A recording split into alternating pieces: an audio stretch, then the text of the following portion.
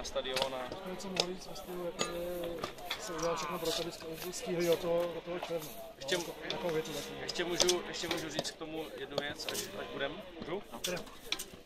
Další věc je kapacita, ta se v tomhle týdnu konečně rozhodne, protože lidi zajímá hodně, kolik se sem vlastně lidí, kdy se budou prodávat lístky, to bychom během tohoto týdne měli vědět.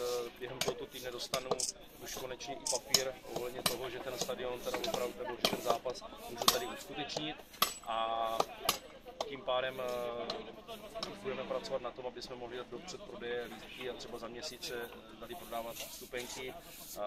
Na sociálních sítích dáme vědět, jakou formou a kde se budou prodávat. Takže myslíte si, že to stihne díky tady těm dobrovolníkům?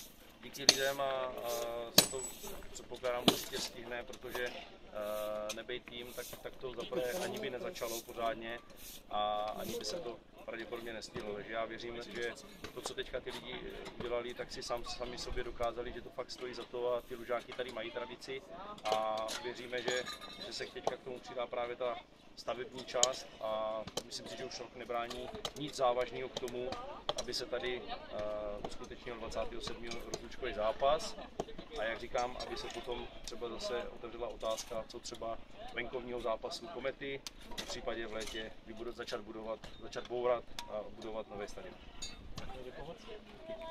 Bylo to dobrý? Super! Můžu poprosit o kartičku?